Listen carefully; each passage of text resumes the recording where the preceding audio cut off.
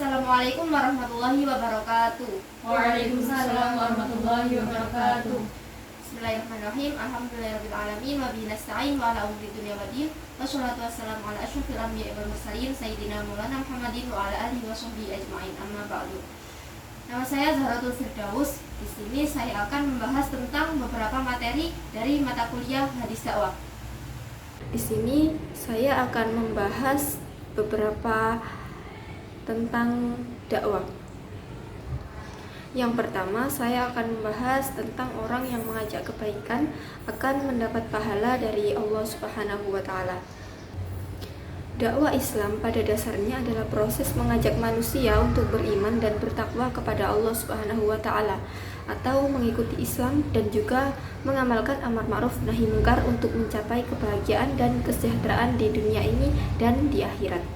Menyampaikan dan menerima ajaran agama melalui dakwah atau sesuatu yang mengajak kebaikan merupakan tanda keimanan seseorang kepada Tuhan. Islam harus menyebarkan pesan kebenaran. Itu adalah tanggung jawab seluruh umat. Karena misi Islam rahmatan lil alamin untuk membawa kedamaian dan ketenangan dalam hidup akan membawa kebahagiaan di dunia ini dan kehidupan selanjutnya bagi setiap muslim.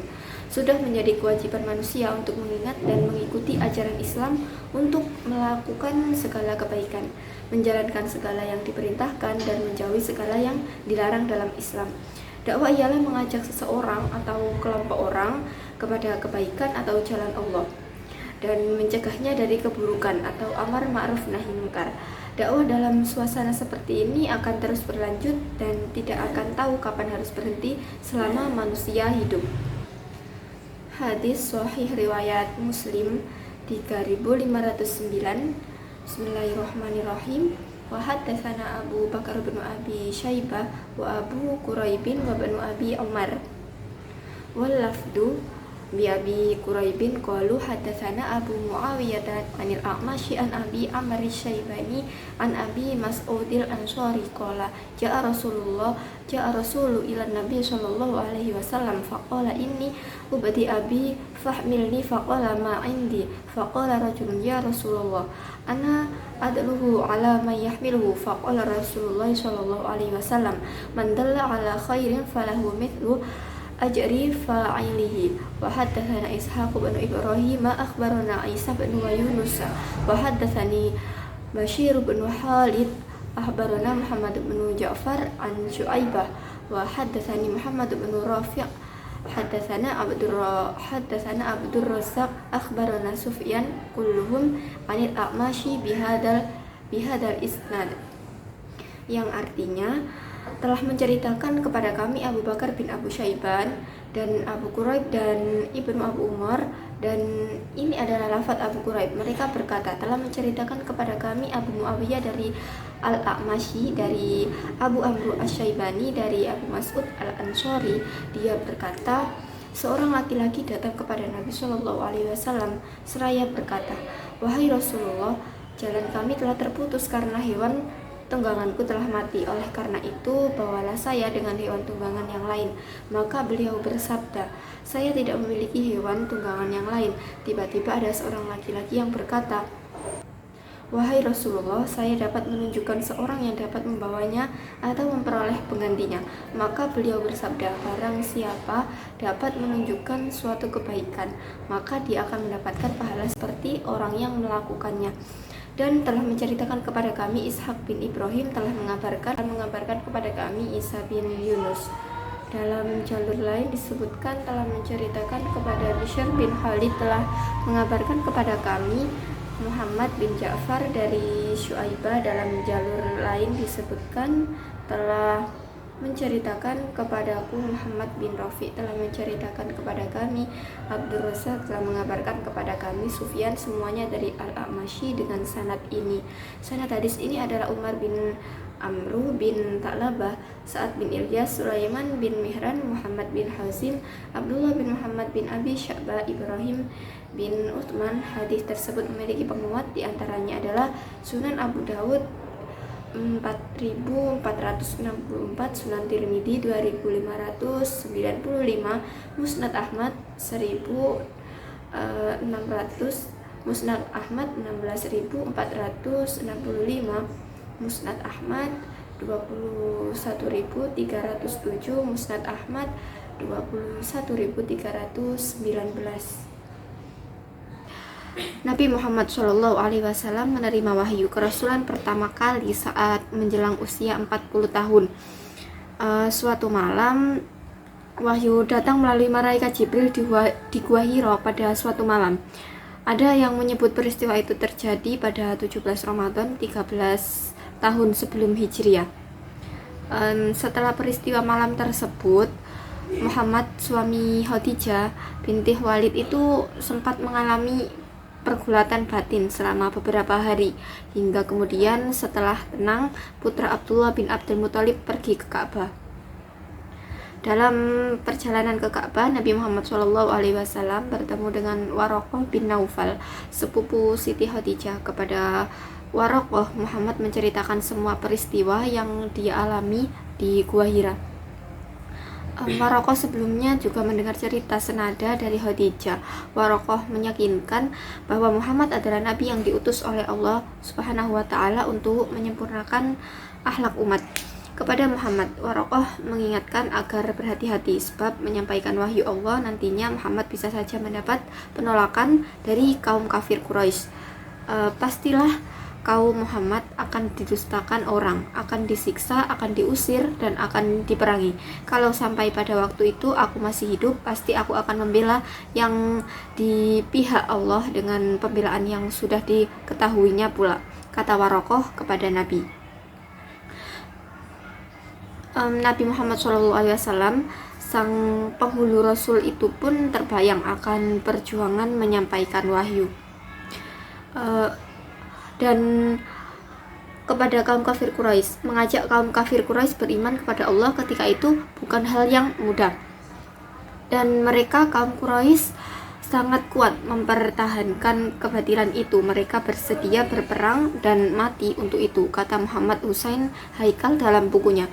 Disebutkan dalam sejumlah sirah nabawiyah di awal kenabian, Nabi Muhammad SAW terpaksa melakukan dakwah secara sembunyi-sembunyi selama 3 tahun, dan sampai kemudian turun wahyu Allah di surat Asy-Syu'ara ayat 214-216 yang artinya, dan berilah peringatan kepada kerabat-kerabatmu yang terdekat, dan rendahkanlah dirimu terhadap orang-orang yang mengikutimu, yaitu orang-orang yang beriman. Jika mereka mendurhakaimu, maka katakanlah, sesungguhnya aku tidak bertanggung jawab terhadap apa yang kamu kerjakan. Nabi Muhammad SAW kemudian memulai dakwah dengan terang-terangan, dimulai dari keluarga terdekat, yakni kalangan Bani Hashim. Namun di antara kalangan Bani Hashim hanya Ali bin Abi Thalib yang mau beriman kepada Allah, sementara Abu Thalib melindungi dakwah Muhammad namun belum mau mengucap syahadat. Setelah itu dakwah terang-terangan Nabi Muhammad selalu mendapat pertentangan dari kaum Quraisy. Bahkan para pemuka Quraisy menuduh Nabi Muhammad gila dan sempat melemparkan kotoran ke tubuh Nabi. Termasuk yang menantang dakwah Nabi Muhammad adalah sang paman, yaitu Abu Jahal atau Abu Lahab dan Abu Lahab. Bersama kaum kafir Quraisy, Abu Jahal dan Abu Lahab menentang habis-habisan dakwah Rasulullah dan mengintimidasi pengikutnya. Mereka khawatir ajaran yang dibawa bisa merusak agama nenek moyang kafir Quraisy, yakni menyembah berhala. Mereka pun melakukan segala cara untuk menolak dakwah Rasulullah dengan mencoba membunuhnya. Kafir Quraisy membujuk Abu Thalib dengan memberikan sejumlah uang untuk membiarkan Nabi Muhammad dibunuh. Rencana pembunuhan dilakukan dengan melibatkan orang di luar suku Quraisy sehingga tidak akan memecah perang saudara. Abu Thalib yang mendengar hal itu pun melihat tanda keseriusan Quraisy dalam memerangi dakwah Nabi, dan ia bergegas memanggil semua kalangan Bani Hashim dan memberitahu rencana suku Quraisy, dan mereka pun berupaya melindungi Rasulullah dari segala teror yang direncanakan. Setelah berbagai kesulitan yang dialami Nabi Muhammad dan pengikutnya di Makkah, turunlah perintah hijrah. Awalnya tujuan hijrah adalah ke negeri Habasyah atau Ethiopia, namun turun perintah agar umat Islam hijrah ke Madinah. Kemudian selanjutnya saya akan membawakan materi berikutnya, yaitu perintah tabligh walau 1 ayat. Tabligh memiliki tujuan berusaha mempengaruhi orang lain ke arah yang lebih baik. Tablik sebagai kegiatan komunikasi dalam aktivitasnya pasti menggunakan bahasa sebagai medianya, baik melalui lisan ataupun tulisan yang tidak dapat dipisahkan dalam berinteraksi dengan manusia dan Tuhannya. Setiap orang muslim dianggap sebagai komunikator agama atau dai dalam aktivitas tablik yang disebut mubaligh, di mana diwajibkan menyampaikan ajaran Islam sesuai kadar kemampuan masing-masing. Hadis dari kitab Sahih Bukhari, hadis nomor 3202. An Abdillah bin Umar wa anna Nabi sallallahu alaihi wasallam qala balighu anni walau aya wa haddatsu an baiti Israila wala haraja wa man kadzaba alayya muta'ammidan falyatabawwa maq'adahu minan nar. Dari Abdullah bin Amr bahwa Nabi Shallallahu Alaihi Wasallam bersabda, sampaikan dariku sekalipun satu ayat dan ceritakanlah apa yang kalian dengar dari Bani Israel dan itu tidak apa dan siapa yang berdusta atasku dengan sengaja maka bersiap-siaplah menempati tempat duduknya di neraka. Hadis dari kitab Sahih Bukhari, hadis nomor 3202. Rasulullah Shallallahu Alaihi Wasallam dalam salah satu hadisnya yang sangat terkenal tersebut bermaksud meskipun hanya satu ayat, hendaknya setiap orang yang mendengarkan segera menyampaikan ilmu yang didapat meskipun sedikit. Tujuannya adalah agar semua ilmu yang datang dari Nabi Shallallahu Alaihi Wasallam terus bersambung.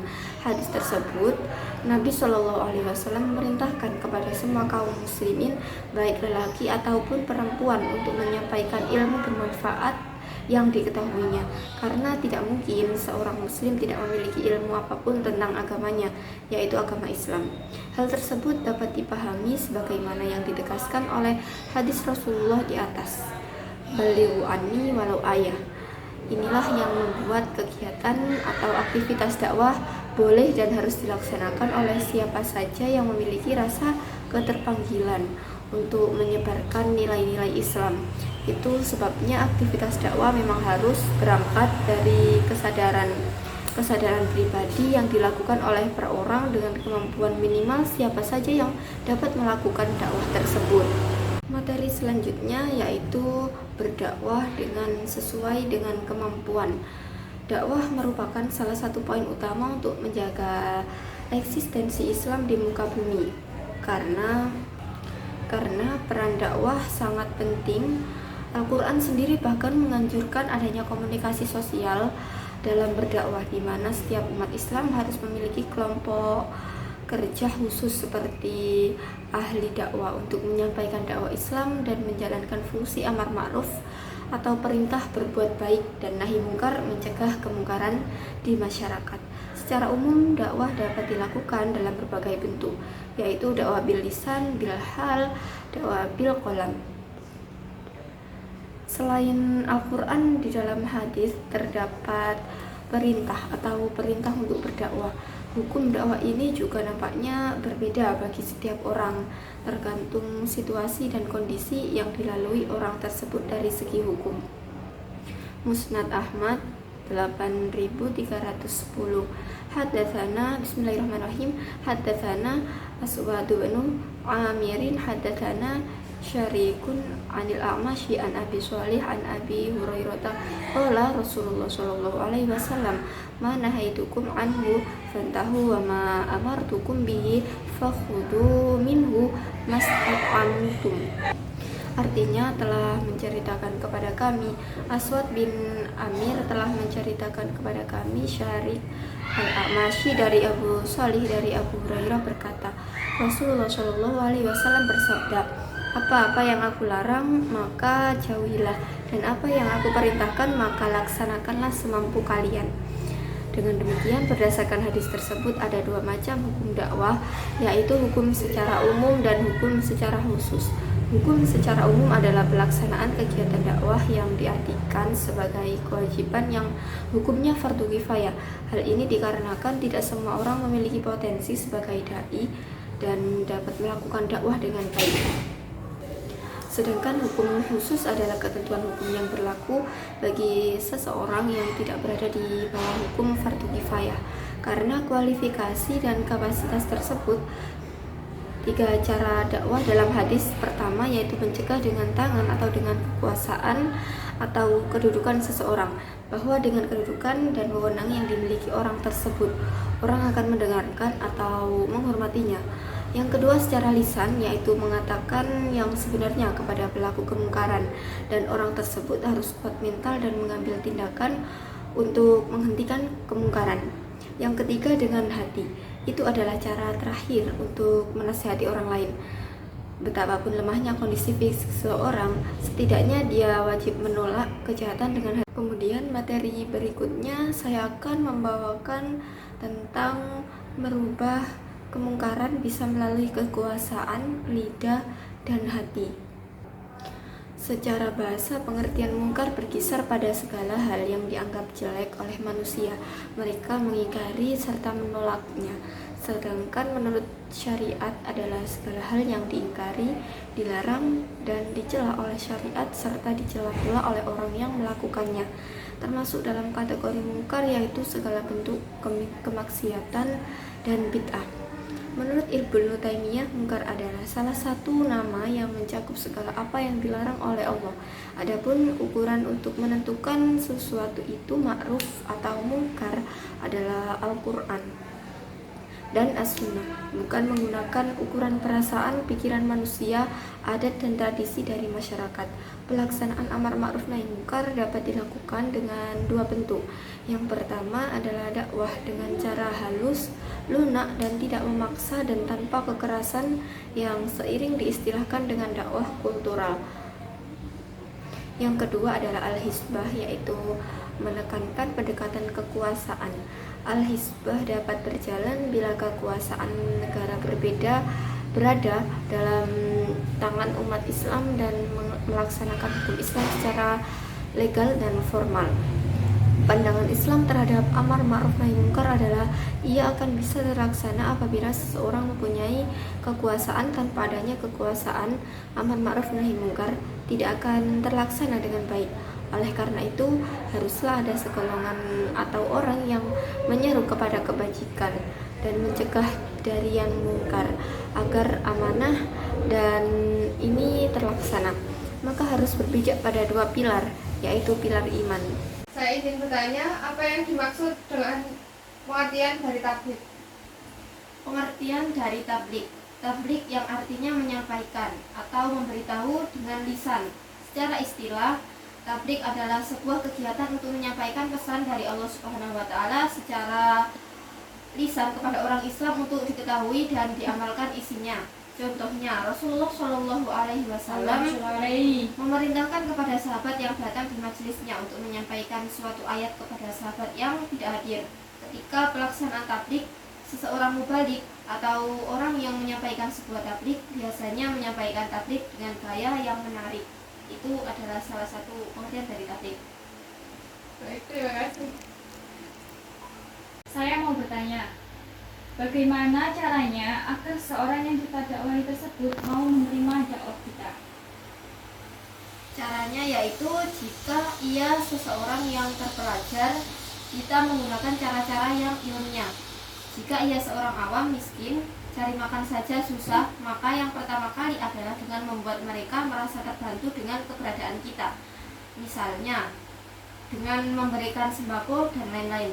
Sebagaimana ini dilakukan oleh sebagian dai yang telah membuat banyak masyarakat mau mengaji di tempatnya.